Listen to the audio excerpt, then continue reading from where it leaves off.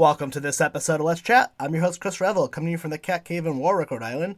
Let's Chat is a long-form conversational chat with guests from the worlds of punk rock, podcasting, and pop culture. And boy, howdy, do we have a wonderful guest today. We have Robert Isenberg of literally everything.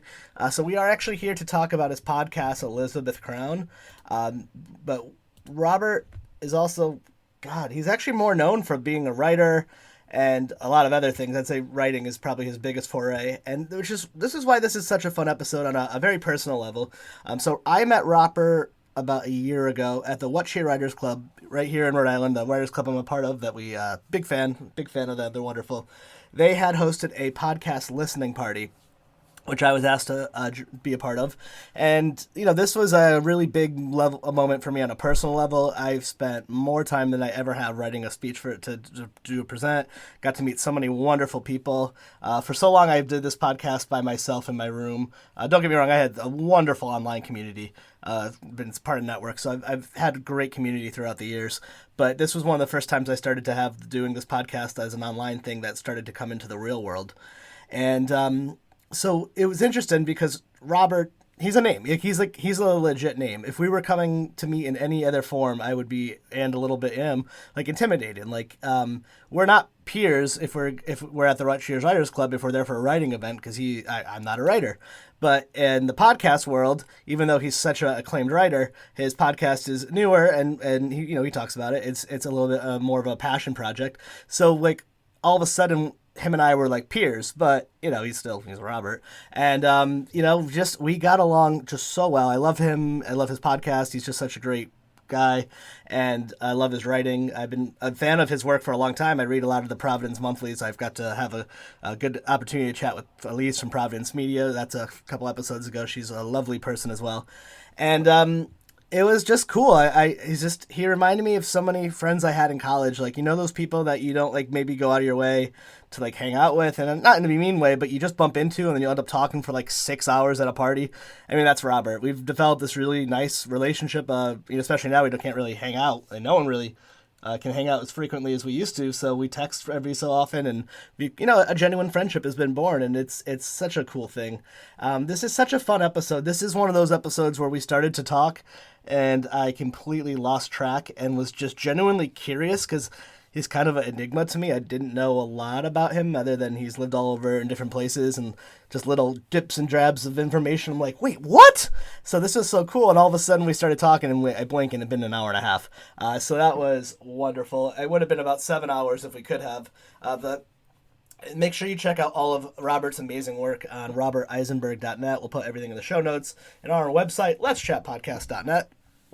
You can check out his podcast anywhere you find podcasts, The Adventures of Elizabeth Crowne. And we've got a few little announcements on our end here at Let's Chat. We've got a lot of stuff happening here, some really, really cool stuff. We're plugging along. There's been a lot of stuff going on behind the scenes.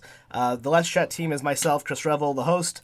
Then we have Chris Ball, Bree Benjamin, and Mike Schwartz, who are just the most wonderful human beings, and they have just took the ball running with this thing. We now have a YouTube show called Let's Chat Live, which is a podcast. It's YouTube. We'll eventually put it up we're going to put it up on our Patreon as a podcast as well, but it's a YouTube live show This is every Tuesday at 8:30 p.m. EST. We stream it on our Facebook group, our Facebook Let's Chat page, and our YouTube page. And we have up-and-coming podcasters, people who have been making a podcast and are looking to kind of do what we are too, monetize and take it to that next level, trying to find the next up-and-coming young talent, I guess, if you will. We've had some really fun episodes. The main hosts on that are Bree and Seaball, but you'll see me pop on there sometimes. Mike will pop on sometimes. So far, Seaball's been our consistent one. He's been on all of them. I've done a couple. I've been making some meeting really nice people, making some new friends. It's everything we want it to be. And that actually kind of leads into our next thing. We have started an affiliate program, and we've already got some affiliates. You can check out our website, letschatpodcast.net. You'll get all your information there. Essentially, for a X amount of dollars, we offer services, and it's all on the website. We can talk about that a little bit more, and you can hit us up on any of the social medias if we can get into it, but we're kind of building that up, and that's been fun. And now we have our merch store. You can find us on TeePublic, and if you we have a link, if you use our link, which we'll put in the show notes, we'll put on our website, we'll put in all our social media as well. We get more of a cut, so wink, wink. If you're gonna buy something, we got some stuff up there right now. We're gonna be adding tons more. We've got.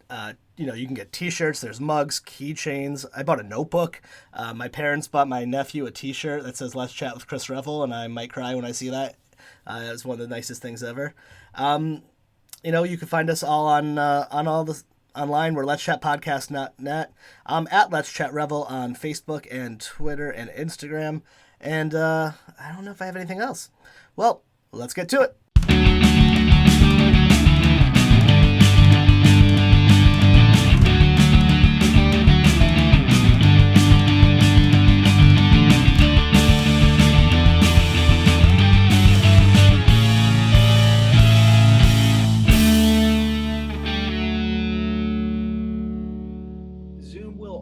Throw me off because it's kind of like it's a lot like being on stage, I think, where you have a light that's shining directly into you and there's an audience out there. Yep. But until they like cough or laugh or respond in some way, like you just have no real sense that they're there. That is such a good way to put it. And thankfully this isn't streaming or anything. Like I just did a thing on Friday live, and I'm getting new to the YouTube live stuff. And congratulations, by the way. I am you. So happy for you. I haven't really dug into what you were actually doing aside from had multiple guests and it was live, but it sounded exciting, and I'm really happy for you. I know. Thank you so much. It was honestly, it's definitely the coolest thing I've ever done. I'll be honest. It was the biggest thing we've ever done. And more importantly, I wasn't my doing. Someone I had met from doing this for Sean Cologne, really nice guy. 5 years ago, he was crowdfunding for a documentary called A Fat Wreck about Fat Wreck Records. And then we met, and then it came out, and it's really good. And then and then somehow, unbeknownst to me, he somehow became friends with Chuck and Brad guys, because just a small world. And then in the last few months, and also everyone knows them.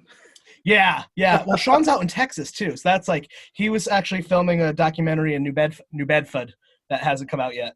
But, so it's just small world, oh shit, those guys. And then he came back on again, just we reconnected, and then I must have gone through 3 months of pitching him all these ideas of things I thought, and he was like, no. Which is smart, man. And then one day he just sent me a text. He's like, hey, you got a minute? I was like, I got this idea. No, it was something on Twitter. I don't know. It just ended up happening there. He just had this idea that he wanted to host a punk rock documentary filmmakers roundtable to line up for the release of a guest we were going to have on that came out Saturday for the documentary called Beyond Barricades about Anti-Flag. So I was like, cool. So in my head, it was a Zoom call. But I'm not a film person. I don't know how to make movies. And then it turned into production, and he made trailers. And I'm not even gonna lie, it blew my mind because one of the people we had on there, Scott Crawford, who had made Salad Days, which I had seen before. I was like, oh, it's so cool. He made this other movie called Crowne, the last American rock and roll magazine. So we're all we're doing our goodbyes, or where can people go online? And Scott being blah, blah, blah, I'm making this. And, oh yeah, you could catch me on CBS tomorrow morning with Alice Cooper. And I was like, what? Excuse me? And I was like, okay. So it was, it nearly killed us, but I was really proud of how I think it came out well. Everyone liked it. I know we're going to do something like that more again, but it was really nice of Sean to kind of entrust that within us. 'Cause it was, as I'm sure it too, as the creative field, there's not many moments where you get to visualize a change. There's very few things when you're making anything where it's just you're pounding pavement. What I always find interesting about that situation, and I think it sort of doesn't matter what medium it is, when you do a sort of raw creative project, raw creative product, and you hand it over to someone who can make it look nice. So the two ways I think of that is the designers of the magazine Oh God, yeah. I'll write something, and to me, it's a Word file or a Google Doc, and then I'll share it, and it's gone. And the next time I see it, it's this fully formed, fully laid out, beautifully presented, glossy page of a magazine. And to me, it's always been magic. Like it's the glory of print as a writer that you get to see this just majestically laid out thing that just happens to have the words. Like, it could be Yeah. nonsense and it would still look good. um, and then the other one is working as a playwright for a long time. You'd write a script and you'd hear it a certain way, and you'd be literally talking to yourself at a keyboard. And then you'd hand the script to a director, and after a few rehearsals, you go in for the dress and see them performing it, and you're like, wow, who wrote this? This is Yes. so much better than I thought it was. Yeah. Were you are you a creative? Like, I'm so kind of befuddled by you. I'm sure my in a good way. And I hope I told you this somewhere down the line at the thing. But like when we went to like when I remember getting invited to the studio opening at What's Your Club, I had not been really aware what it was. Like, all right, that's cool. And like it was at that point where like I had thought I had quit doing this, but then didn't quit very well, and then it was in the kind of transition phase when I ended up finding the club. And for It's that me, Godfather Part 3 moment, right? Like never, yeah, I actually never saw those, but I'll pretend I understand. you keep trying to get out. Oh yeah, exactly. And then like I went to that party, the studio opening and some other events, and I've lived in Rhode Island now since 2011. Mhm. And a huge fan of like the Rhode Island Monthly and Motif and all of, like the local, all that stuff. I've always loved the Providence Monthly, the ones. I have so many memories of just sitting at Seven Stars on Broadway and like reading it. And then, and that's just how I am. Like when I watch movies, when I do anything, I always have to look at the names of who writes stuff if it's on the internet. So you were someone, like there's a bunch of people, but you were one of those people's names I always just recognized and eventually would like just read your stuff. And like, so it was weird. Like I think I probably played it cool, but it was like, that was the first time I've ever been anywhere, and I was like in a room with like everyone I would meet there would be like, oh, I'm a retired New York Times journalist. I worked for the Globe. I like SNL. I think someone from SNL was there one time, or maybe I'm mistaking that. There's a guy who works on SNL who lives in Providence. I forgot his name. He's like been there forever, but like, and it was just so interesting. I was like, I know who this guy is. And like, this is Robert Isenberg. I've read so many of his cover stories. And like, I've had that experience there so many times. And it's been such a wonderful experience because like, I feel like at least for myself, I always felt like I was on the outside of the Rhode Island creative community because I was in my room on a laptop by myself. And now we all are. What? It's the great equalizer. I'm not even kidding. Like, I can't even tell you the amount of shame I used to feel towards like not being in a studio, and now like Ira Glass is in a closet. Right, exactly. Yeah, that's so funny. But like as you're saying all that stuff about like the creativity and whatnot, like as you're talking about, I think about it's a more recent cover story you did about the pedestrian bridge, and like that cover is so fucking gorgeous. Whoever took the Thank photo, you. it's just, and then obviously it enhanced, your story was beautifully written as well. But like as you started talking, my first image was like, I bet in my head I clearly have ADHD, so I had two thoughts going on. I was like, I can't imagine writing a story about pedestrian bridge and then seeing it full, like going from like a document to that. Like I, as a not a writer, I don't really know those experiences, so it's got to be so interesting. Oh, the design team just blew it out of the water. I love every time seeing what the team comes up with. And there's so much talk about that cover image, and you just talked with Elise, and you know how much she thinks about this stuff. Like, oh my But God. to be able to write a story that tries to match that, we're all sort of acrobats in that way, trying to kind of catch each other's ideas. I don't know how you all do that, and it's so it kind of blows my mind. Like I guess I never thought, after talking to the wonderful Elise Major or Major. Major. I'm not great at last names. I tend to always overpronounce everyone's last names. So that actually is funny.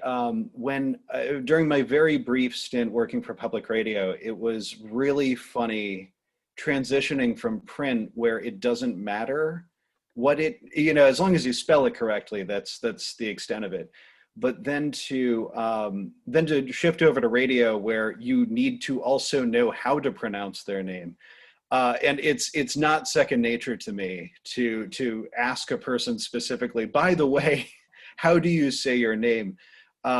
It's thrown me off a lot in terms of, you know, trying to shift over to audio and trying to remember to you know, to take that into account. Oh, isn't it terrible? And especially like when people have like you throw an accent in there, I'm like, I'm fucking done. I'm done. And like I have dyslexia, so I guess I just assume I always have the name wrong. I'm like, well, it looks like major, so therefore it has to be major. Like I think that's Right, kind of exactly. You're because constantly second guessing, right? yeah, because there's no way it could be what it looks like because I'm always wrong, which is so Right. healthy. Were you a creative? Like I know we you know we met at the club as we said, and for those listening, I feel like it's been really cool. We've developed like our friendship as well, and one of the people we've become friends with through the club. But It's been such a pleasure, Chris. I really enjoy, you know, just shooting text back to each just other. like You know, 3 months conversation will later, stretch out over weeks, oh, and that's totally my it personality. and it makes like 21st century communication fun. You know, it's like the downside to this day and age is that you have all these different things that you have to check, and it's like, oh, like, you know, there's Messenger, and then there's my phone, and there's you know, text messaging. I mean, there are just all these different methods, and when it's a person you want to be in touch with, It's it's like, nice. oh, look at this new way that we're in touch. This is Mm-hmm. great.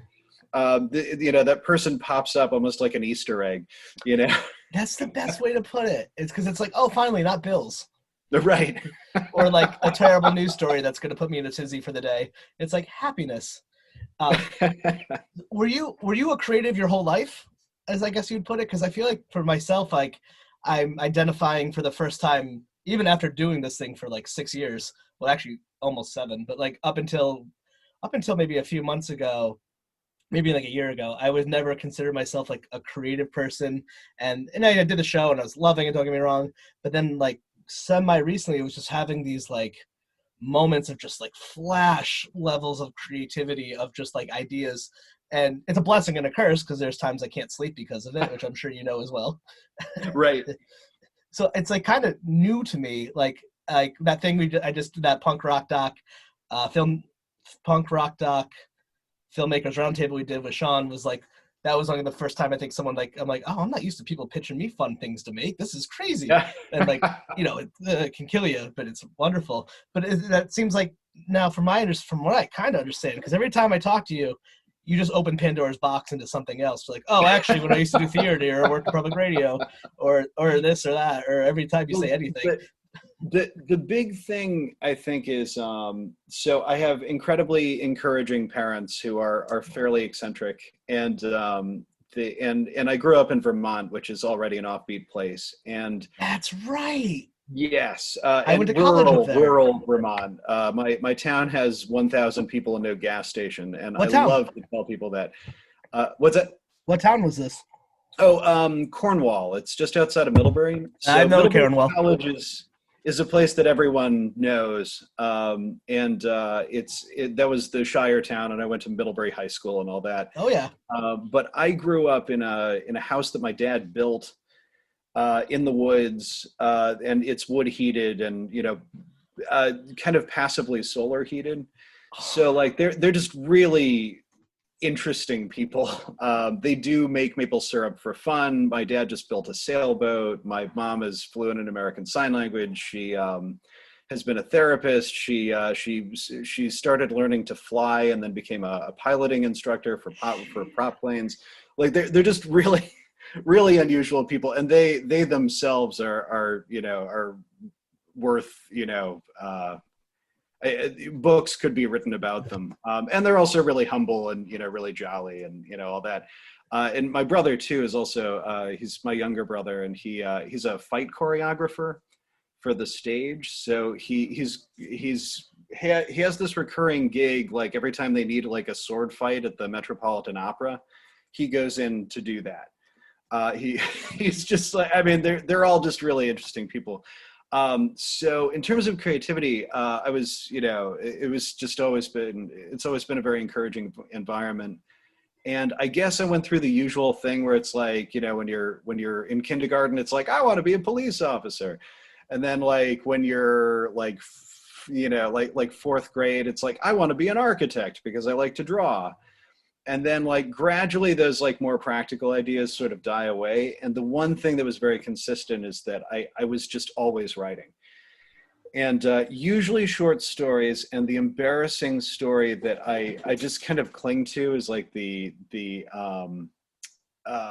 sort of the genesis moment, like, now I want to be a novelist, is I wrote this 50-page story, like 50 handwritten pages on a road trip with my parents about a private investigator named Lando Calrissian who lived in Port City, and like, it was basically just the plot of Dick Tracy, which was a big movie at the time. And and it was just, fedoras and trench coats and, shootouts and alleyways. And I had just such a ball with it. And I just kind of kept going from there.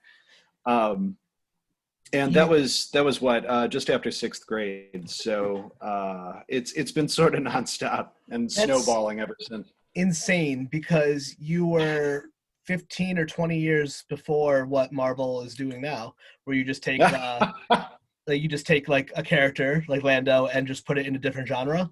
That would work. Right. Everything you said was fascinating, but I'm like, oh my God, I'd watch. If we got a different actor that wasn't Billy D, I was like, I'd watch the shit out of that. That would be amazing. Right. Because that Dick Tracy movie is one of my favorite podcasts, Blank Check with Griffin and David. They're doing they do like series of directors. They're doing Robert Zemeckis right now, and I was listening to their Who Framed Roger Rabbit episode, and they were it's one of my childhood favorites. Fuck, that movie is amazing. But there was some Dick Tracy talk in there too. I was like, oh yeah, I used to love Dick Tracy when I was younger. Like that was like a flash in the pan for like a certain age, but like that was like a really dark movie. Do you know the this is movie trivia, but like one of my favorite aspects of that film, and you very likely know this already, but it was filmed in 7 colors. So you basically only see 7 colors in the entire film, because there were only 7 colors used to make the original comic strip on Sundays. And that level of care, I just appreciate so much. It's Jesus. like, I feel like Warren Beatty just, went to town just trying to make it exactly the project he wanted. And of course it bombed. It didn't do very well. No, I know. But like, I loved it. I don't think I could tell you anything about that movie, but I still have that image of the camera panning in of Dick Tracy in that yellow suit, and the camera kind of spins. Like I don't remember anything else, but that shot, and that, for whatever reason, that becomes my basis for all film noir. Right. Absolutely. Yeah. Absolutely. I love when TV shows do a film noir episode. I love, like, I'm not fanatic, but I do enjoy it greatly. Like Jessica Jones did a good job, or iZombie did a film noir episode that I really loved. That a friend of the show wrote, Bob Dearden. Shout out, Bob. Good guy. Like, it's, oh my God, that's such a fun genre, and the hats and fedora. God, I wish I could wear I wish I could rock a fedora. And and it's been, I mean, just I think we're cut from the same cloth. Like it's such an attractive thing that kind of pops up throughout your life. Like when a movie like that emerges, you just have to watch it. Yeah. And it really never goes out of fashion. I don't know why Who Framed Roger Rabbit is not more popular within the lexicon of the culture, because I don't think it's like younger kids are going to go back and rediscover it as much as they should, because that movie fucked me up as a kid, because like I remember it being really scary when the Christopher Lloyd was going to kill the shoe. No, he does. He kills the cartoon. Oh, he does. Yeah. He puts it in the what is the green stuff. And then, like, I remember, and my dad also a fellow, like, creative, eccentric cat. But like, I remember, like, learning as I got older, he's like, actually, it was an allegory for the automobile industry. I'm like, what? It is amazing. It's such a wild plot twist. I mean, like, we could talk all about these movies all night, but basically, like, coming, throughout high school, I was just, writing one type of story or another. And at one point, at one point I started experimenting with like homemade radio shows. Like a So I got, podcast. yeah, basically. So I got my dad's audio cassette recorder and wrote out a script. It was this like comic script that was sort of a mix of like Dungeons and Dragons and Don Quixote, and like Nice. it was just very, very goofy. And my friend and I recorded it in his mom's basement.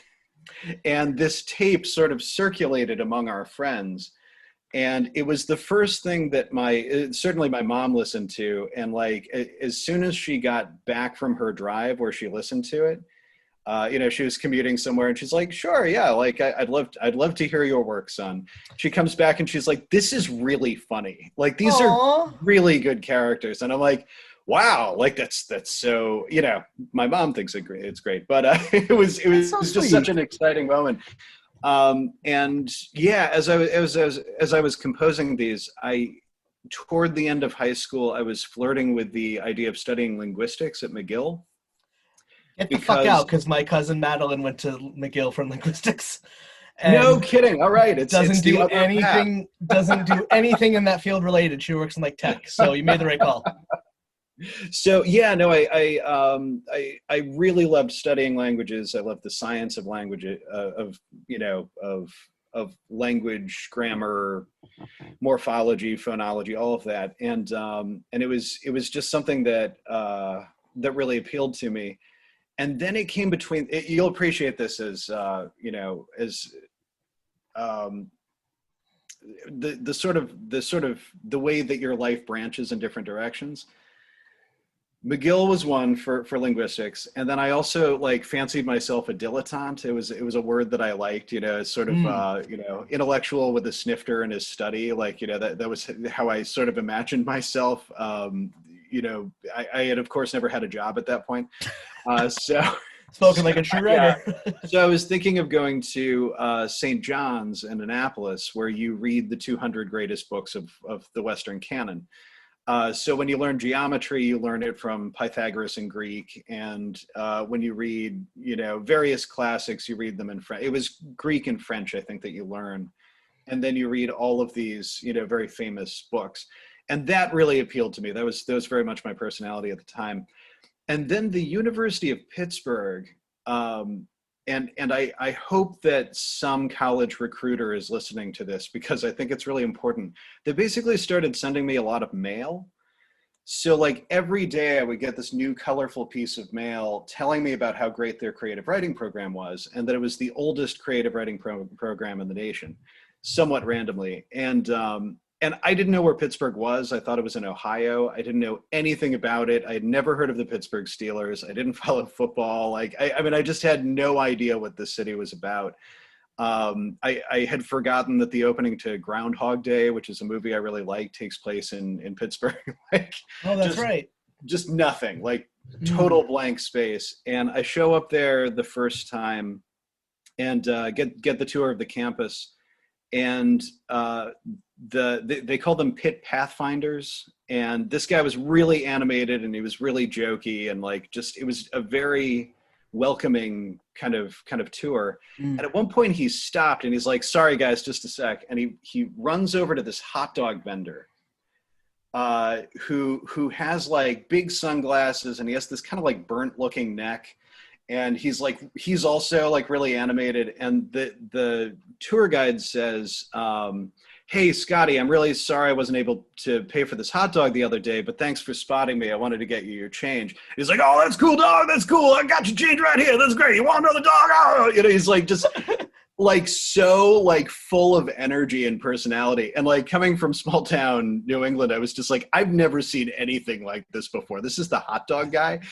And like it was just such a fun. And speaking of film noir, like Pittsburgh is like such a brick wall factory, sloping Mm. streets kind of town, and that just really appealed to me. And every step of the way I was very attracted to it. So I'm just like, I'm going to the University of Pittsburgh and I'm going to study writing. I I only applied to one school. I got in like 2 weeks later, and I walked into my senior year. My first class was AP US History, and I just showed off my University of Pittsburgh ID and basically That's fucked awesome. off the rest of the year because it was like, Fuck it. that was, yeah, it was just, it was sort of, it was so set in my mind that was what I was going to do. And so you were at 16. That's so interesting because it sounded like you had like the two safe choices, and then Pittsburgh's not even like, I mean, geographically speaking, like Philly's far from Cornwall, Vermont, but Pittsburgh is basically Ohio, It's really far. like an airplane. Which, by the way, there's no easy way to get there either. It's like you have to transfer in New York to get to Burlington, or you have to drive. Like there's just, it's so far. It's never convenient. I've never been. I've had friends, everyone I've known who's so many people who end up there will fucking love it. Is he a Pittsburgh guy? They're what's that? Are they Pittsburgh based? Anti-Flag is Pittsburgh, yeah. Oh, I always confuse them with Black Flag. Oh, okay. They're LA. But yes, so I had to confirm that when you said you were in touch with them. But yeah, I was so excited about that. They're like, oh, that's they go back. I just watched because I interviewed the director of the documentary Beyond Barricades about Anti-Flag, and I just watched it, and the whole thing was Pittsburgh, and I'm like, oh yeah, it is Pittsburgh. Because I had that same thing, like the fact you and Elise too, like every so often we'll just drop like a band name, like, you know what that is? Not in a mean way, it's just Elise knows her charm. Like, Elise knows what she's talking about. Like my history with music is a really, I have a very checkered past. So. But like just looking at her, like just like this crafty, like, I mean, you know, that's part of her charm is that she's kind of a Martha Stewart, and then she's like, oh yeah, I love, and then she'll name something I've never heard of or something. She's like, yeah, oh, you never see it coming. Like, it's wonderful. What? And like she'll talk about the good old days, like she did with you, and it's just like, I'm like, you live a double life. Yeah, I was terrified. But by the time I went to any of that stuff, it was like 5 years before My Chemical Romance was famous. So she was going, it was like dirty and druggy and famous and violent. It just always kind of blows my mind. Yeah, and then I've never been to Pittsburgh. I've seen a lot of travel shows about it. It seems so great. But what a good thing to look back at your life and be like, I could have gone this route. I mean, thank God career-wise you didn't go to that school where you just read books, because. Well, St. John's would have been interesting, but like the one in Annapolis, you were talking, where you read the 200 novels. And Annapolis is a nice town, I have to say, but like, I've never been there either. Pittsburgh is absolute magic to me. Like I had no idea what I was in for, and I basically stayed for 16 years. Oh. Yeah, I couldn't get enough, and like I left briefly to go back to Vermont to become a staff writer for a newspaper up there, and it just, the chemistry was bad, and it wasn't, they say you can't go home again. And I've gone home many times again, but it's and found much of the things that I loved as a kid, but it's not the place I needed to be an adult in. Well, I went to school up there. I know that area very well. Oh, no kidding. Where'd you go? Well, it doesn't exist anymore. Green Mountain College. Oh, yeah. Green Mountain College doesn't exist anymore? It closed. Oh, that's such a bummer. Not even COVID related, like a year before. But before that, I went to Landmark College in Putney. So that's probably where my heart is a little. I know that area very well too. But so I was in Putney and Pulteney, but I've spent much time in Middlebury, Cornwall, like a lot of kids. But like, yeah, I remember like loving it up there, but being like, I've had some opportunities for like jobs I probably wasn't qualified for. But I remember I was single at the time, being like, if I end up living up there, I'm going to be alone forever. And my personality, not Vermont. It was just my personality. But so like Vermont's in my bones, and it's great. I love it there. I love having grown up there, but like it's, to be an adult there requires a certain personality. Like you have to love it being really cold. Yeah. You usually have to be pretty like smart, self-sufficient. You have very to be self-sufficient, and like not terribly like you don't need to be social. That's what kills me. Like, yeah, like I don't want to chop fire. Like, and because I had both spectrums I went there for college, so I would meet a lot of people from college, and some of my friends in Vermont. I had some friends who grew up in the very rural, poor parts of Vermont, and then I had Like I remember a good friend of mine from college. We went to the same college. He was from Vermont, but his family was from elsewhere, and they were very fantastic. They were very wealthy, and like we were in Dorset, Vermont, and Hmm. a family friend of their house, and it was the guy, I don't remember their name, but the person invented the laugh track for television, and had a Oh, so like there's pockets of like million billionaires in Vermont, like parts of like Dorset, like right. that little area, and even like some. But then there's also, but I also had friends who worked as like the security guard in Putney, Vermont, at a college, or I worked in the kitchen, cafeteria. So it's interesting state. I love it, but you're right. It's the social. I just couldn't. Maybe Burlington I could have done at a better right time, but it would have been too far from my family. Like, yeah, I'm with you. But so let's track it. So you were Vermont, Pittsburgh, and those are both kind of, well. How interesting that you end up in Rhode Island. Maybe we'll find a stop somewhere in between there. But like, you know, Vermont and Pittsburgh are both kind of oddball places, right? Because you're Pennsylvania, but you're not Philly. Right. You're Right. Vermont, but you're not. You're New Well, England, but what was nice about Pittsburgh, and I spent so much time there and doing so many things there, and being able to work with other people so much there. Like I was just thrown opportunities over and over again. And what I found is kind of fun about being from New England, which I associate with sort of like very independent, especially northern New England, like these very independent, self-sufficient types of people who like to do their own things, sometimes at the expense of being friendly. and bingo. and then moving to Pittsburgh, which is a largely Catholic and Orthodox town that is an industrial town, and they're used to thinking in large groups Mm, and like neighborhoods and like massive networks and communities, and just being very tightly knit, and I find people incredibly friendly there. So like I showed up in 97 when no one would willingly move to Pittsburgh. Like people were mystified like why I would move there. sure. And I sort of weathered that reputation, and unbeknownst to me, it was sort of going through this renaissance, and now is an almost shockingly attractive city. Like tons of people are moving to Pittsburgh, but at the time it was sort of like you just sort of make of it what you will. And there were times, like even as a late teenager, I'd be like 19 and just wandering around the streets at night, because like it's such a dynamic topography. It's incredibly hilly. It has these three rivers. It has this just layers upon layers of industrial architecture, and like the streets are just completely crazy. That's Like so great. you just have like five-way intersections, and one of them is a bridge that goes over a valley, and like with like train tracks running through it, and it's like, who designed this? And like just everywhere you turn there was another just kind of labyrinthine thing to explore. And for someone in their early 20s, starting as a teenager and going through their 20s in Pittsburgh, it's just so it's like that punk rock attitude that you talk about a lot, where Yeah. it's like you just sort of like throw yourself into the environment and you explore it, and you just sort of have to be fearless as you can. Safely, but yeah, um yeah, of course. Safely, yeah, totally. But Maybe not always. I've done some dumb stuff. right, yeah, no, likewise. But then like you start to meet people, and you like hear these stories that like are, at least to me, were really exotic. It's like old guys sitting at bars where everything is like 50 cents and like they're like knocking back yinglings, and just talking about like their life in the 70s working in a blast furnace, and you're just like, holy shit, like you lived a really hard life. And at the same time they're like laughing, and like they know everybody there, and it's just this incredibly warm, nostalgic environment.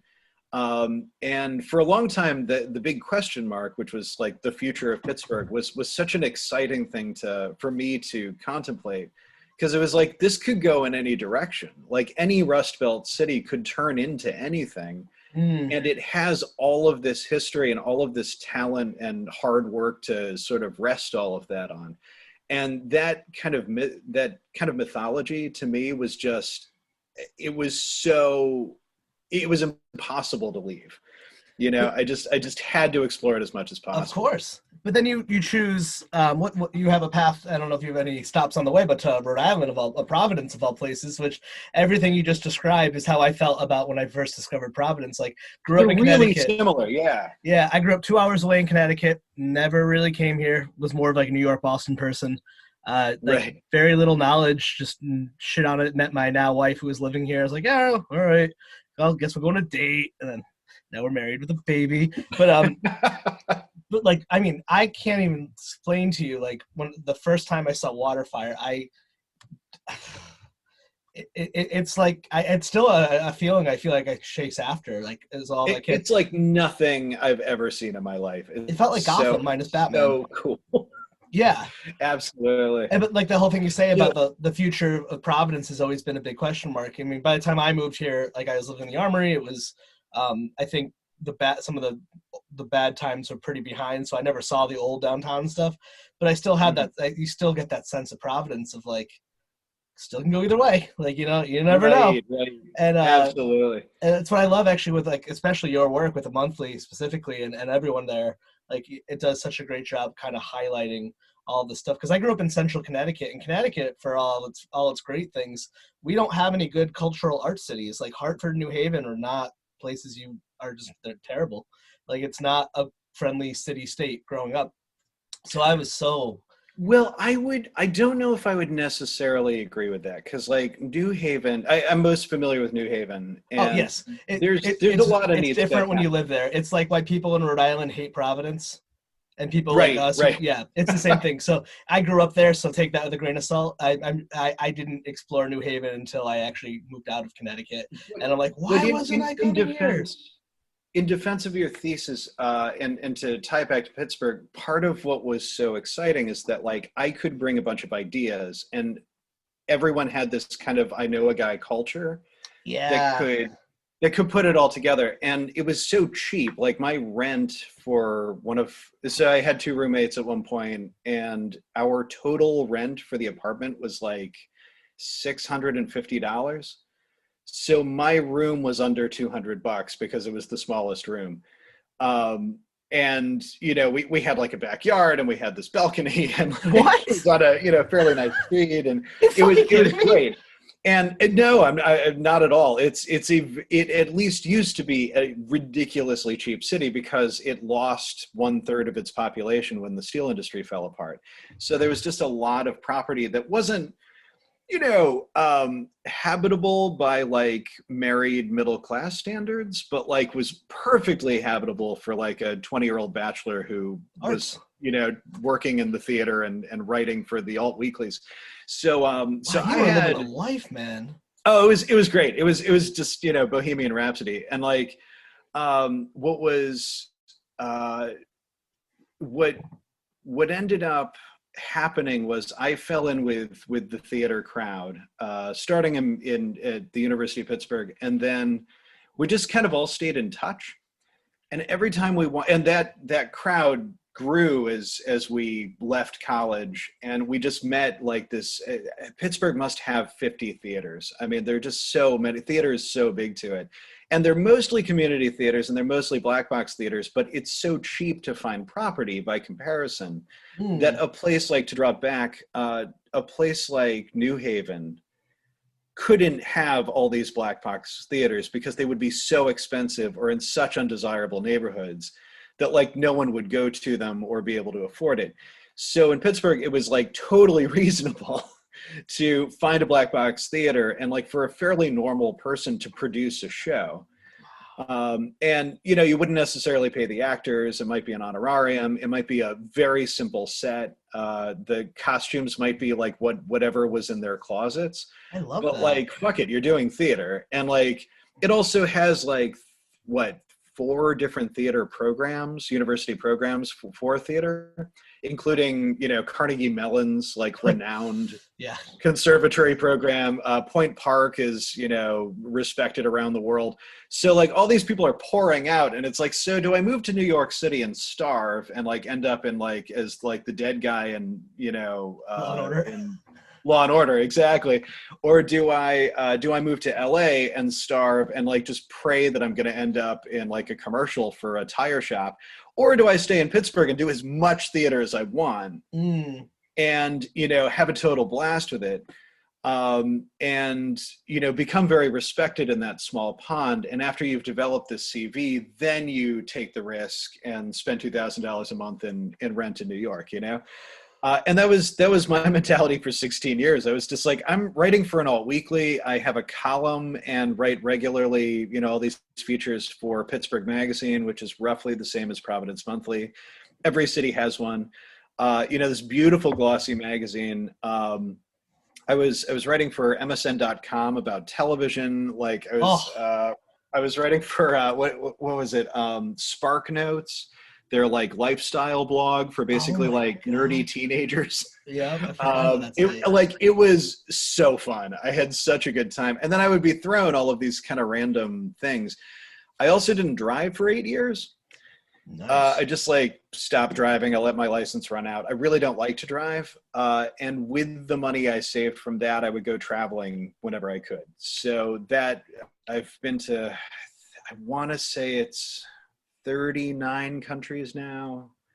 Wow. And it's always in this like really salt of the earth backpacker, like, who can I bum a ride from? Where does this bus go? Kind of MO. So that was basically my life through my 20s and then early 30s, I would say. It's so good to do that travel, because I mean, with anyone listening, like, you just got to do those things that you got to do, because like if you're in your 20s right now, you're probably not going to be a salt of the earth traveler the same way you once were. Yes, and but it's also like my wife and I would do a lot of these trips together before we were married, and we actually got married in Costa Rica. Oh, come on. and I have to brag this, the whole ceremony, the whole night, if you take away the fact that we were staying in a really nice resort, the actual wedding itself cost $3,000. Like it was a dirt cheap wedding that relied heavily on people just like, showing up. Like if you can fly yourself to Costa Rica and stay in this hotel, then you can come to our wedding. And, sure enough, most people did, but That's really cool. It was great. I wouldn't do it any other way. So we initially did that together. And then after we became parents, like that's still very important to me. So COVID aside, my wife has been, she basically says like, take 2 weeks a year, go somewhere. Had to skip a few years, but the last one I did was last year. I biked across Taiwan. Oh, that's wonderful. That's a good partnership right amazing. there. Yeah. Not even just the travel. That's such a good partnership, because I was just on Saturday. I went to my friends from college and I got together, and that was like, I need to just, my wife and I such the socialness. Like, I just sometimes just need to get away, and like you just have to. Yeah, I have the bug. I just can't get out of it. And if you can't get to Taiwan or somewhere far, sometimes it's just like a couple states away. You're just like, I know that feeling. But it's so great that you two are on the same page. Absolutely. I really feel, I wish more couples would do it. Not to be didactic or to offer relationship advice, but like it's something that we've just, it's just, I like missing people. Yes. And you can't do that without space. And this is a funny year to express that sentiment, but I actually find I needed it more than ever because of the whole being home much more frequently. I'm still going in every day, but everyone else is home. So, right. So sometimes I don't feel that need to be around someone, because I'm like, leave me alone. I've been around people all day, and she's working from home. But yeah, I recommend that. But that's so beautiful. So where did you meet your wife? Where does that come into play? So we met in 2005, and that was a pretty rough year for me. That was like freelancing was not going great. It was kind of up and down. We had both been through pretty mediocre breakups, and we met on the south side of Pittsburgh and hit it off, and have been together for 15 and a half years, and married for 7 years, I want to say. Oh geez, now I can't remember. But yeah, so we hit it off right away, and what happened was she she ended up pursuing her doctorate. So I met her when she was finishing undergrad. She's a couple of years younger than I am, and she blasted right through the master's and doctoral program. She would not say blasted; that would not be her verb of choice. It was very, very slow and arduous for her. But as I was essentially waiting for her to finish, I ended up pursuing my Master of Fine Arts at Chatham University. So I have an MFA in writing. That I finished like within months of her defending her doctoral dissertation. And by that point, and we were treated very well by our programs. Like we were very happy with our school experiences. But like by the end of that, you're just like, we just kind of need to get away from it all. And now that we're not anchored by a school, we can kind of go anywhere. And so I had this notion that I had this notion for years that I wanted to spend some time in Costa Rica. And so we used that wedding as an excuse to take 3 weeks off to explore the country and figure out how we could live there. Oh. And we promptly sold our townhouse and basically all of our possessions, took our 2 cats in little carriers and flew down to Costa Rica, where I started writing for the English language newspaper, which I did for the next 2 years. And it was just mind blowing. It was so cool. And she was volunteering at the El Hospital de los Niños, the children's hospital, working with kids. You are like a fucking rom-com. Has anyone ever told you that? Like, this needs to be the opening of like a little couple, a hipster couple in Pittsburgh. It's like, let's just leave. I know what we'll do. We'll go to the children's hospital. A lot of people in Pittsburgh who had done these kinds of things. Like we surrounded ourselves with really dynamic people, as we like to everywhere we go. But it was really hard to leave that.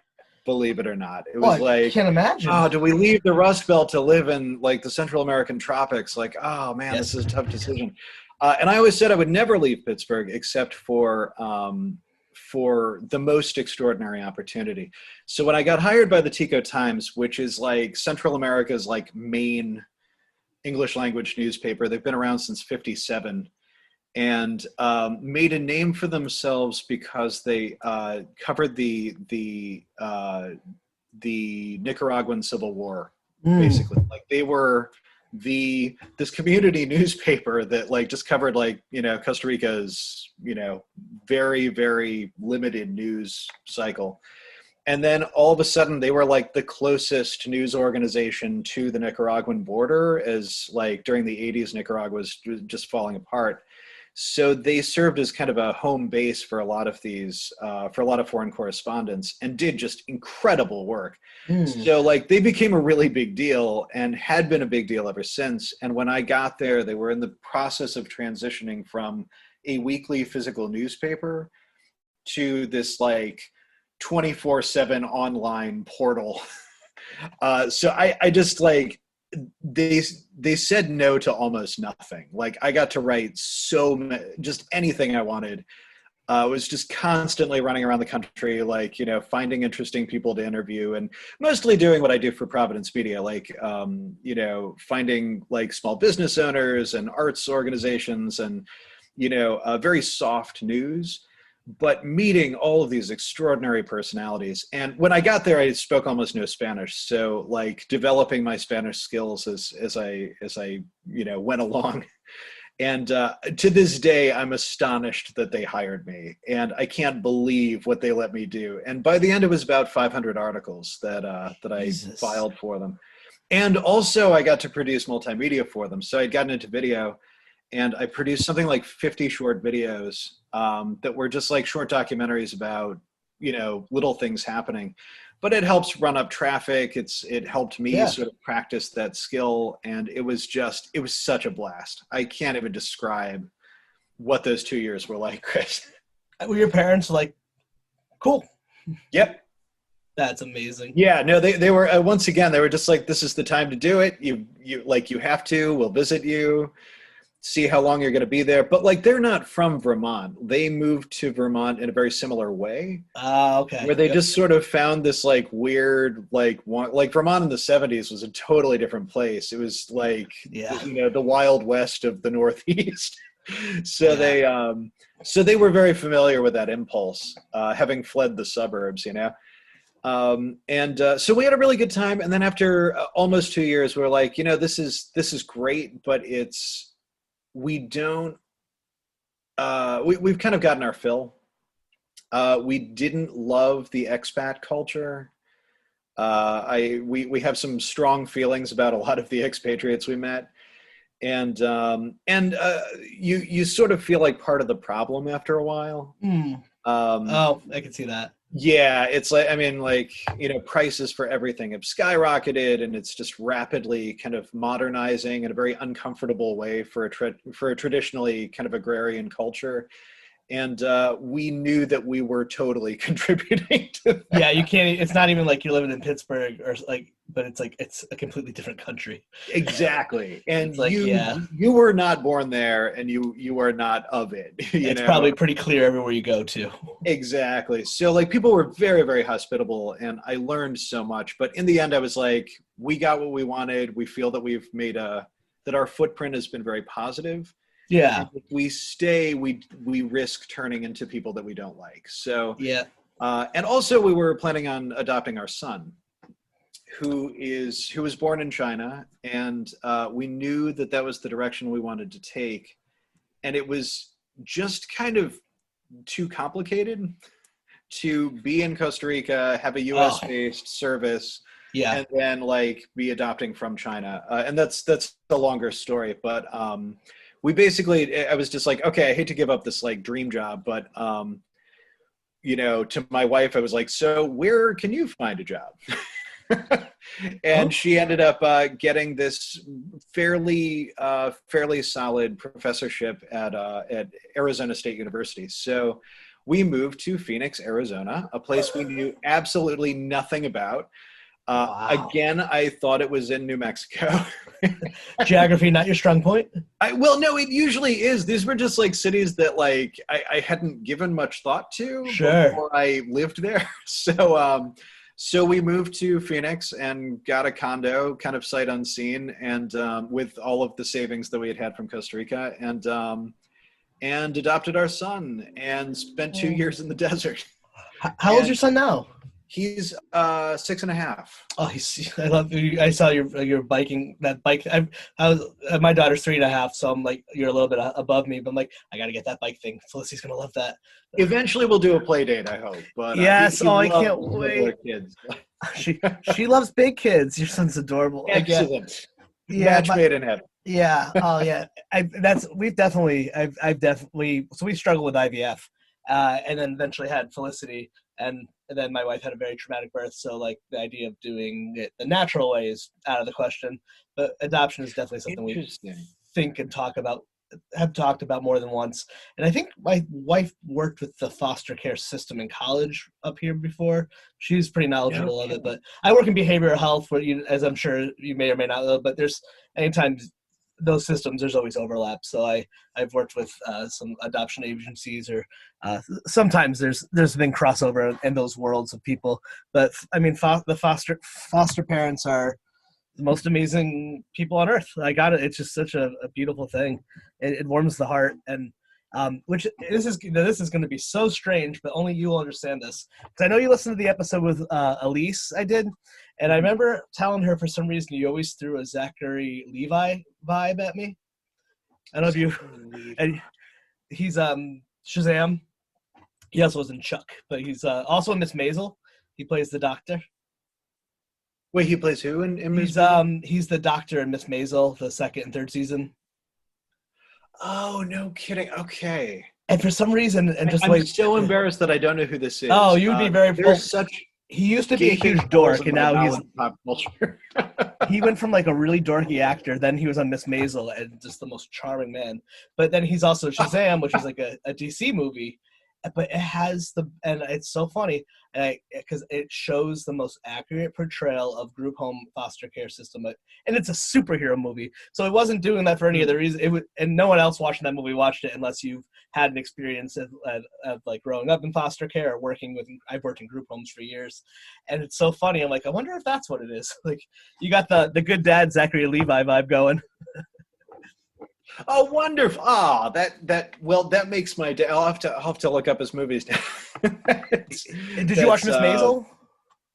I saw the first couple episodes, and it was right up my alley in so many ways. Seems like it's made for you, especially like if you love words. Like I never saw Gilmore Girls until after I got really into Miss Maisel. My wife turned me on to Gilmore Girls because I love the way that the Palladinos just write, like the dialogue. Like, I love dialogue. Right. Like, just the way they use words, and especially just the hats alone in that show would do it for you. Absolutely. No, it was a lot of fun. I'm not sure why. It's I don't know why it is. I'm really picky about TV. I'm lack of it. It's about almost everything that will take time. Except it's not writing or making a narrative podcast, two things that take no time at all. Right. It's also like, so like, I'm a very slow reader, and I know you said you have dyslexia, and that kind of exists in the other branches of my family. And it's not that I have dyslexia, but I just read very, very slowly and like sort of plod along. So like a book will take forever. And most of my quote unquote reading, and my friends make fun of me about this all the time, but it's usually audible. Like I'm almost always listening to audiobooks. And sometimes, comical selections. Like I just finished Moby Dick. On purpose? I had to do it. I finally got around to it. But like my joke to people is, and it's really not a joke, is that I listen faster than I read. Oh yeah. Yeah. And a lot of people are bewildered by that, because like a lot of folks are just capable of devouring a novel in a day. Yeah, can't do it. And I will never understand what that's like. So I'm really picky about the books that, like, I have a shelf full of books by friends of mine who are authors that I haven't read. Sure. And like, I bought it to support them and because I want my friends' books on my shelf, but it will take forever to get to them. And it'll take me a month to finish it at least. You could tell your friends who laughed at you that 2019 was the first year where audiobooks outsold written word. No kidding. Yeah. Malcolm Gladwell, when he put out his latest book, the Talking to Strangers one, he did the audiobook in like a documentary podcast format, because that's so good. I haven't read it yet. I haven't listened to it yet, because I still call it read, but same thing.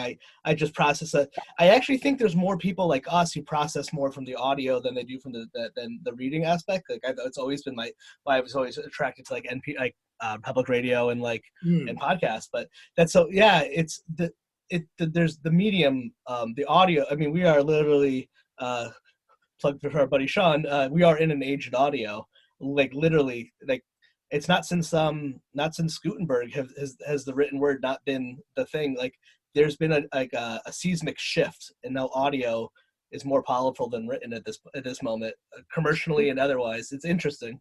That's a really interesting comment, and it's a debate that I get into all the time. Because so you always end up with like some very respected literary author who makes some grand statement like nobody reads anymore, and like the heyday of the novel is over, and like for hundreds of years like people clung to literature, and that was our voice and our humanizing medium and all of that stuff, and I'm like, I don't think that's right. Because most people couldn't read until the mid-19th century. And then like books weren't affordable by anyone until 1900. And like popular books, like books that just like anyone could buy from the dime store, like came with the paperback, which didn't come along until the 30s. So like, the very idea that people were reading great literature at the, by the fireside, like all the time is just so preposterous to me. It is. And there was a heyday, but I think it was really like the 30s, 40s, and 50s, and maybe 60s. Like, I mean, that's like 40 years out of the 500,000 years that humans have existed. Right. So I just it Yeah, just math proves your point right there.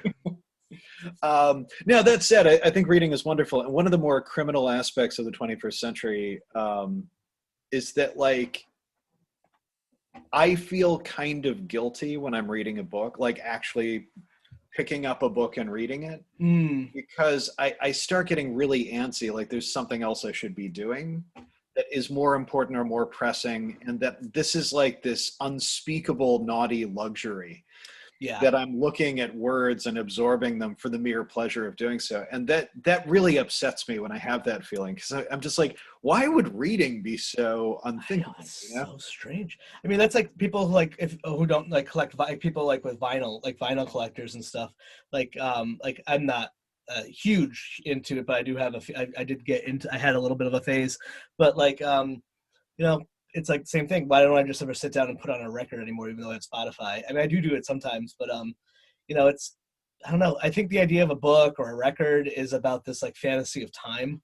Like one day I'm gonna sit down and spend all of my focus on that one thing. And as someone with ADHD, Right. that's like a bit of a fantasy for me. That's not something I'm able to do very well. It's one of the thousand like unexpected positives of this year, Yeah. is that I've been reading a lot more. And you know, as work has scaled back, and as you know, we've just been kind of forced indoors.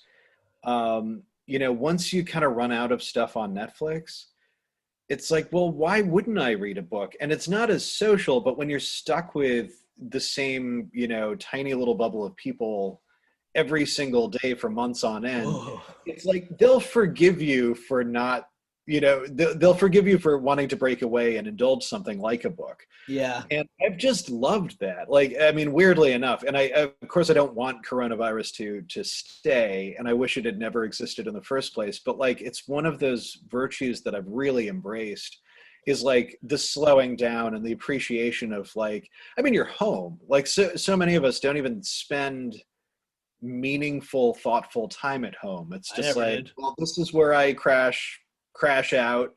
Like, Oh yeah. and just sort of like wander in a daze between work sessions, or, you know, driving around and doing stuff that I have to do. And I've just, it's almost, I'm not a very I'm not a religious person at all, but like it borders on a spiritual reckoning. It almost Oh feels yeah. like an intelligent design, you know. No, it sounds like from my, it just sounds like you found mindfulness essentially is when you read. Yeah, and it was, you know, it was always there. And usually I get that when I'm either traveling or bicycling. You know, The flow when I'm state. biking, it's just, it's such a perfect rhythm for interacting with the world Oh and my not God, yeah. actually doing anything, you know.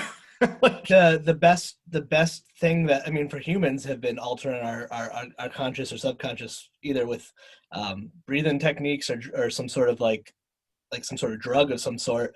Like, but we all are always all trying to do is just trying to find a way to find that flow state where, like, I always think of community, like there is a moment when in between space and in between time, like, you know, like you're not, like when you're biking, you're not thinking, and it is the best feeling in the entire world. There's nothing better. absolutely. There's just, oh God, I think of Inception sometimes. I'm like, God, maybe I would live in that world. It does look nice. And then the other one, my friend Lenny in Pittsburgh is this extraordinary writer and journalist, and he's a very, like, I don't know if he'd appreciate being called this, but he's a very Vice News kind of guy. Like, you I know, know exactly what you mean. oh man, he will interact routinely with just the scariest people and feel very at home, and write just really, really thoughtful stuff about it. He's become a podcaster too. His podcast is great. What's his name? But his name is Lenny Flatley, and I can't remember the name of his podcast, but it's about conspiracy theories, and that whole kind of movement. But he's just a really neat guy, and I think of him as pretty fearless. And at one point, we were just hanging out having beers, you know, at some one bar or another in Pittsburgh, and he was like, why do you like to travel? Like, why do you travel? And I was like, well, to me, it's really obvious. And he's like, because I hate it. I hate traveling. I hate being uncomfortable. I hate going to a place where I don't know how anything works. I can't stand it when I can't speak the language. Like, why are you drawn to those things? And I was like, it never even occurred to me to ask that before, but the answer was so immediate and felt so good to say. And that's that I pay attention. Like, you are so hyper aware of your environment and the expressions of people and what they're Mm. doing, and what's often called the acoustics of a place, the rhythm of it. You're just so tuned in, and so you kick into a kind of really mild survival mode that I find so addictive. Yeah. I Oh could yeah. really just travel probably for years and never get tired of that feeling. Oh yeah. Man, you remember my old neighbor Will was like that. He was part. I think he was on his way to being part of the 100 country club. Like he's visited 100 countries, Nice. but of course none of them were one I'd want to. Like when we were working together, we were neighbors. His friend, a neighbor, and coworker at one point. But he was going to take a long trip to like all over the world. And I forgot where he went, but I remember it was the only time someone's ever explained to me they're like they had gone through a traumatic experience of loss of their parents. They had some time and money. They're like, fuck it. They're older. And they're like, I'm going to go to Afghanistan and Iraq and Iran and Turkmenistan. And he was mad that he couldn't get into North Korea. And he was going to Mm. sneak into, like, I was like, and I remember his girlfriend, he was mad because his girlfriend wanted to them to meet in Germany. And he was like mad that he had to go to Germany. I'm like, well, that's the only place on that list of places I'd want to go. Like he's the only person I know who's been to Syria. He's Syrian, but who's Wow. non-CIA, non-military. Like like, I don't know. Have you ever listened to Henry Rollins speak at all? He's very extreme, but he's like that too. He goes to everywhere, all over the world. He'll like just pick up for like 3 months by himself and just travel alone. But I wonder for that. Do you like that like the rush, or is it that just not thinking and being out of your head? Because I still get that when I go to New York or like really big cities. I'm like, yeah, like the energy really gets me. But then I find myself not thinking about, oh, I gotta do this, or my social anxiety or anxieties, or like the bad thoughts stay away because I'm so focused on, I gotta get here and I gotta take this left, and then the adventure can find itself. Yeah, no, absolutely. It's problem solving. It's meeting people. It's figuring out how other people live. So I think to draw it back, the it connects very naturally to writing. Mm-hmm. I used to say there was it was a joke, but it was like 10% joke and 90% truth. Was like, I don't understand why anyone would do anything if they weren't writing about it. Like, I mean, it's like why I've done almost, I mean, a lot of the more ambitious things that I've done is they all turned into writing projects. Mm. And if they didn't, it was just like, why am I doing this? Like, why, Yeah. like, and I don't use the term addiction lightly. Like, I think it's such a thrill, and it's so, like, it gives you such an unnatural high that, like, especially as I am in middle age, and the Our parent of bars are lower a nowadays. child, like, yeah, you have to be quite a bit more careful and conservative about it. But yeah, I really I like the idea of, so when I've met people through journalism, and it's everywhere I've moved. So Pittsburgh was freelance writing and writing about the city for more than a decade. Yeah. And then Costa Rica was specifically meant to, we moved there in order for me to do this newspaper job. And then as soon as I got to Phoenix, I was writing about it.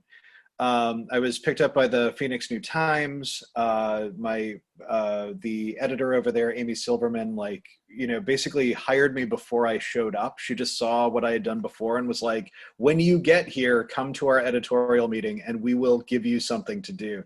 Like, Beautiful. it was wonderful. That was where I did a little assistant producing for the public radio station. And so everywhere I've gone, I've just gotten this incredible crash course, because you have to speak with authority about a place, even if you're new.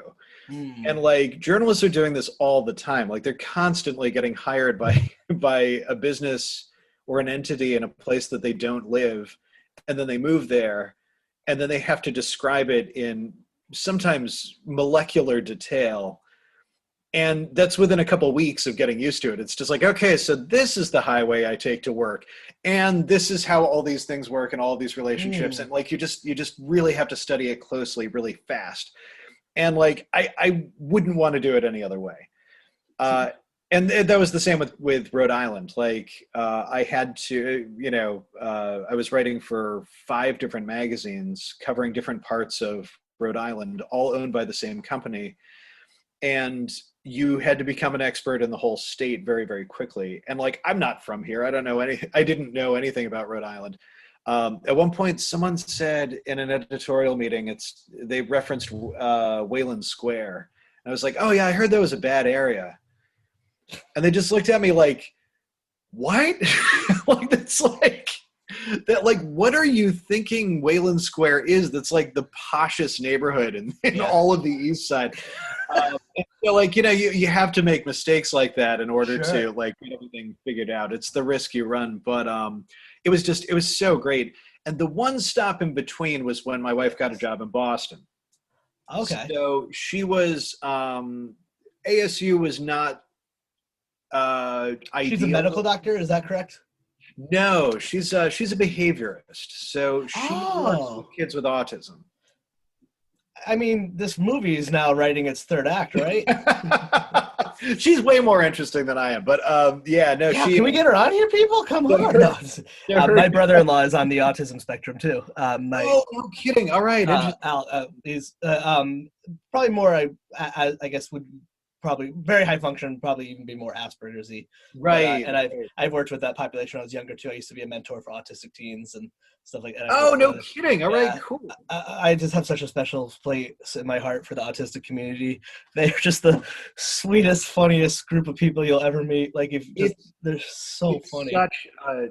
It's such a fascinating way of looking at the world. And she's been so drawn to autism spectrum disorder since she was, I think, fascinating. 15. Like, she also always knew that this was what she wanted to do, and went to the University of Pittsburgh and actually did her entire education there, almost straight through her doctorate in special education. Wow. And now is a BCBA, which is like a very high certification. And so she ended up, she was teaching that at ASU, and then ended up with this offer from Simmons University, which has, for this field, the 2nd best program in the nation. So to teach there on, and what I believe is a tenure track position is just, I mean, it's outlandish. So she was like, gotta do it. Is that how you ended up? And then you moved to Boston from there? We did, and that was the only downside, is that I don't love Boston. I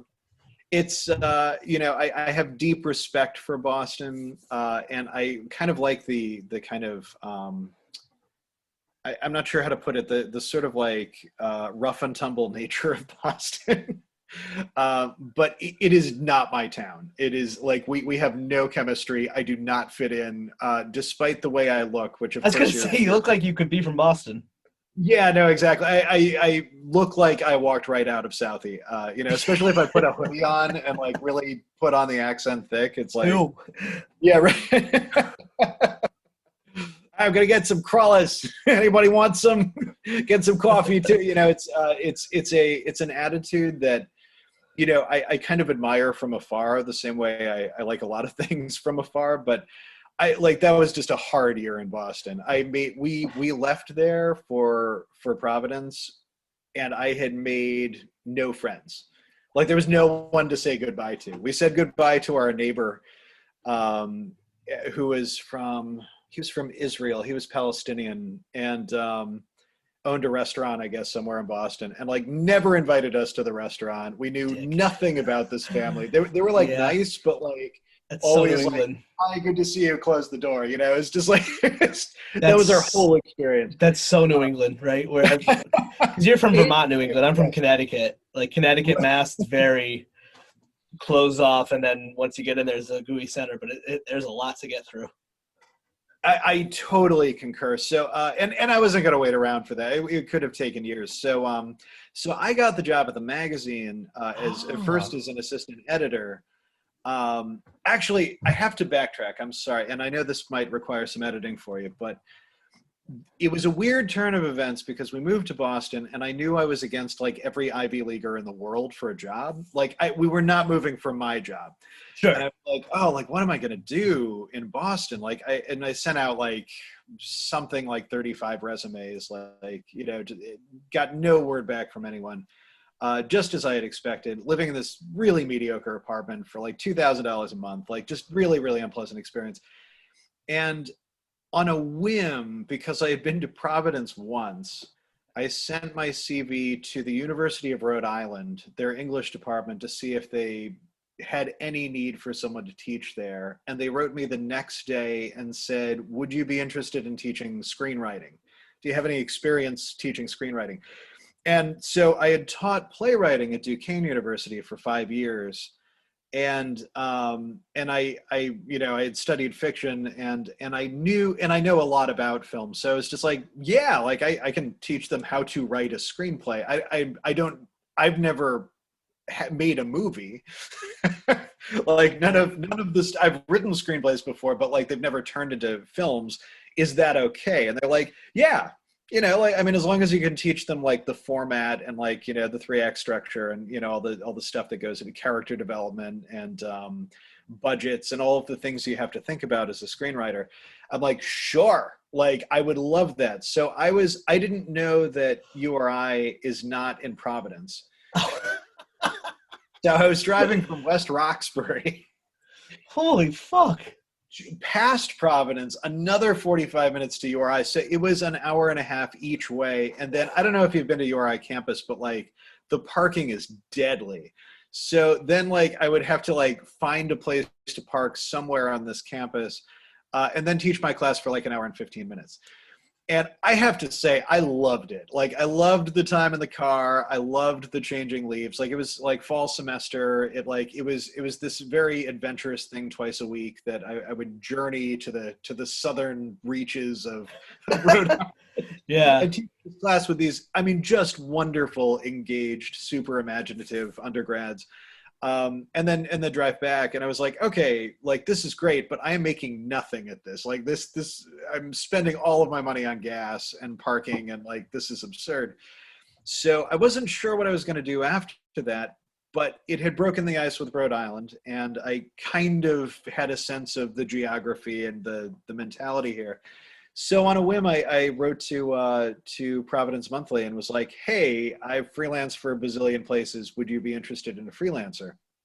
And God bless her, Julie Tremaine wrote me back and said, "Hey, I just looked at your CV, and would you be interested in a full-time editor position? Because like, yeah, sure, you can freelance for us, but like, we could really use someone with your background." And I was like, "Oh, this is awesome! Like, this is our ticket out of Boston.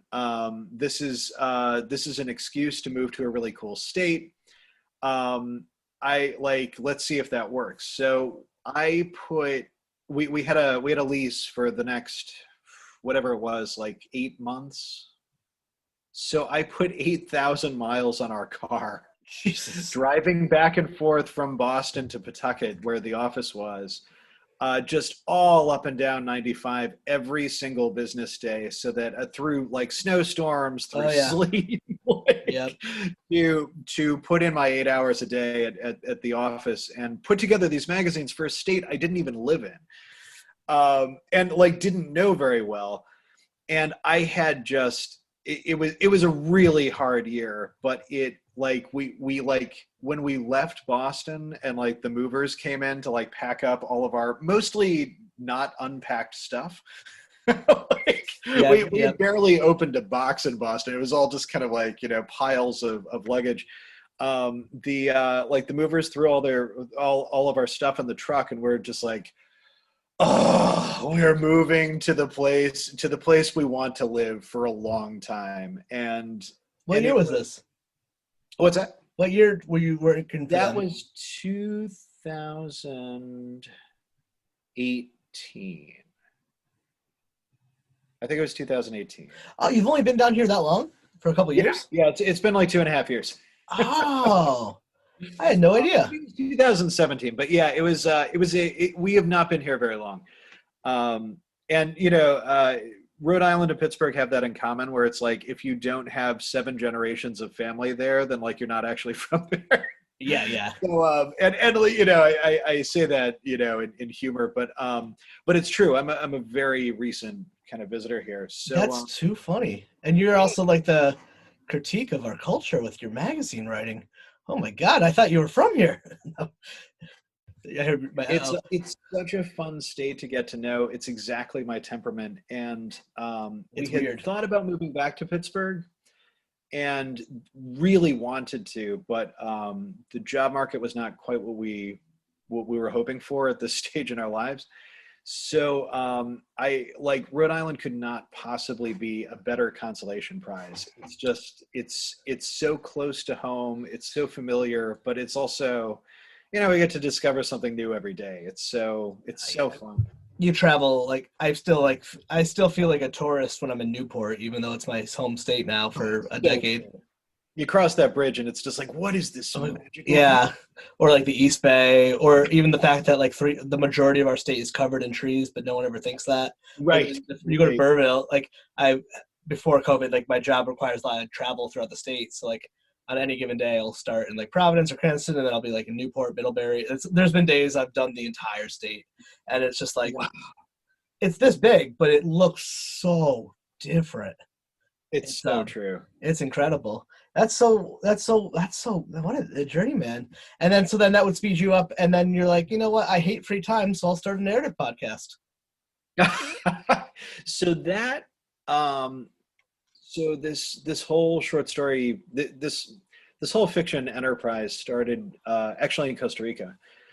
And it was basically, no one told me that the sun goes down at 5 o'clock in the afternoon, like basically every single day, because it's so What? close to the equator. Oh, And that the rainy season is it. I thought it was going to be like Forrest Gump, where it just like rains and rains and rains, like every minute of the day, all day, for months on end. And it's more like it starts in the afternoon and it just goes all night. So you have like sunny mornings, but they're long nights. They're long, especially in the rainy season, long rainy nights.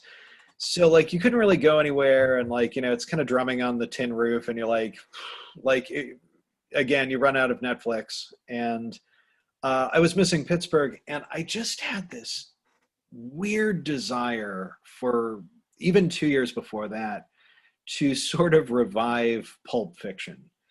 I love the 1920s. I love that it was sort of the heyday for these kind of hard-boiled detective stories slash kind of supernatural stuff. H.P. Lovecraft, Conan the Barbarian. hmm. These sort of hastily written but extremely engaging, thrilling stories. And what I think is so funny is I honestly believe is they never went out of style. It's just that other things covered them up. It's just like, well, am I going to sit here and like read this story, or am I going to watch this newfangled thing called a television? Yep. So I really like the idea of doing that. I was writing them just for myself, and I just had this notion that I wanted to have a character like Dorothy Parker, who is just this like New Yorker writer. She's a wit. She's very, very funny. She's very snarky.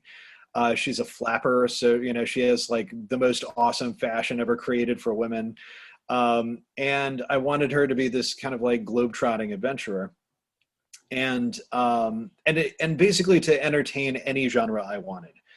And the only way to do that was to make it extremely light science fiction that takes place in the 20s. And I basically call Dorothy Parker meets the X-Files. It's just like kind of moody, macabre, suspenseful, thrilling stories that are, kind of hint at real world stuff, but are mostly are mostly for fun, Mm. but are also not funny.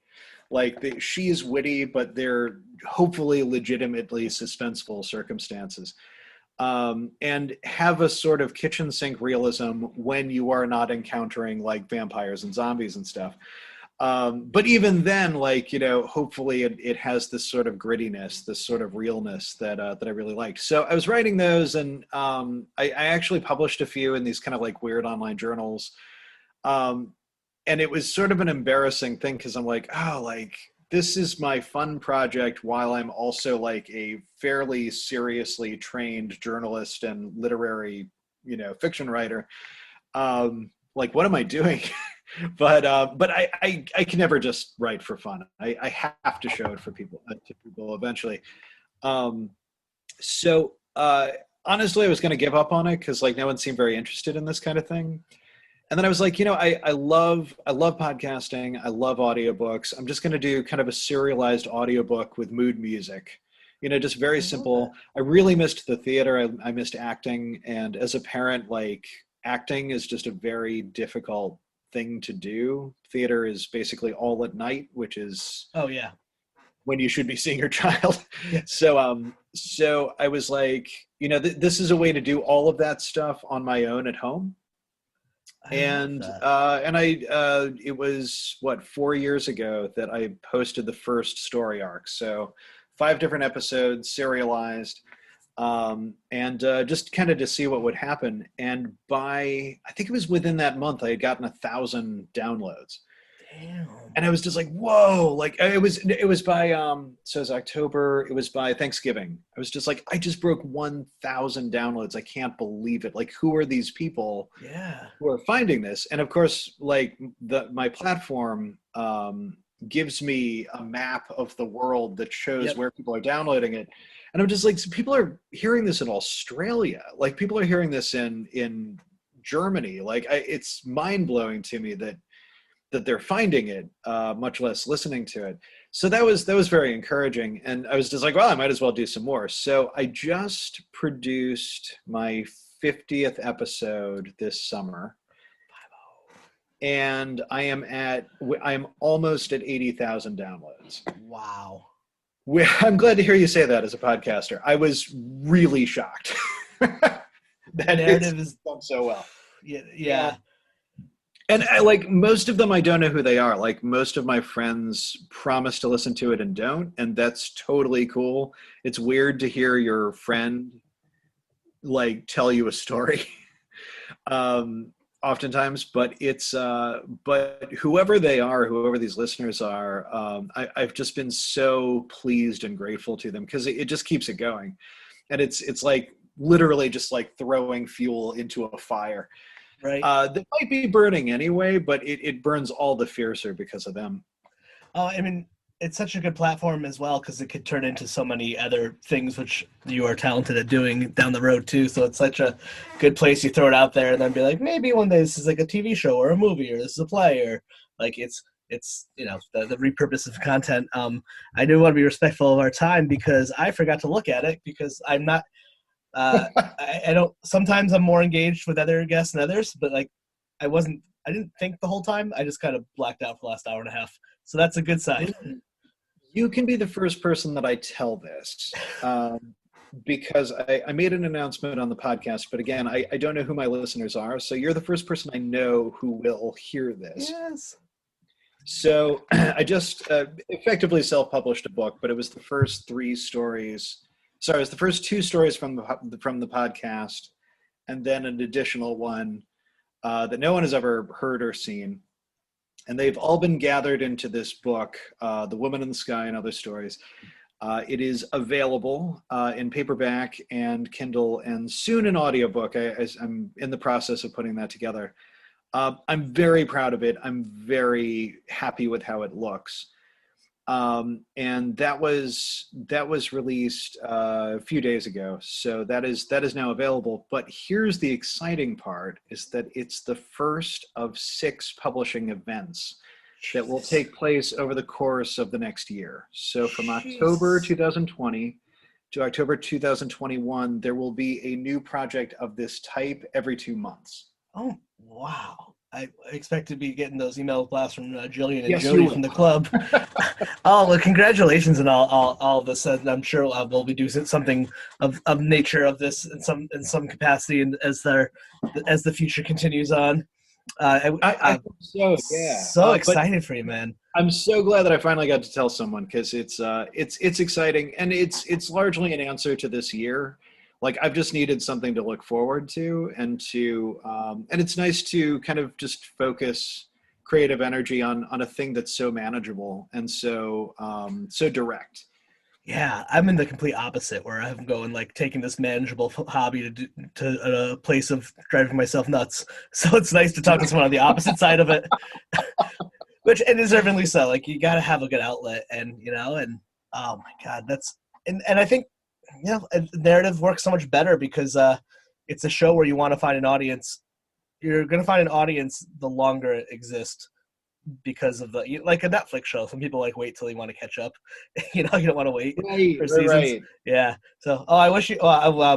That's congratulations, man. Where can people find you online? Okay, so my personal website is just robertisenberg.net. That's ROBERTISENBERG. A lot of people want to put the E at the beginning of Isenberg, which leads to endless confusion at when I make hotel reservations. And this whole enterprise, The Adventures of Elizabeth Crowne, you can go to elizabethcrowne.net.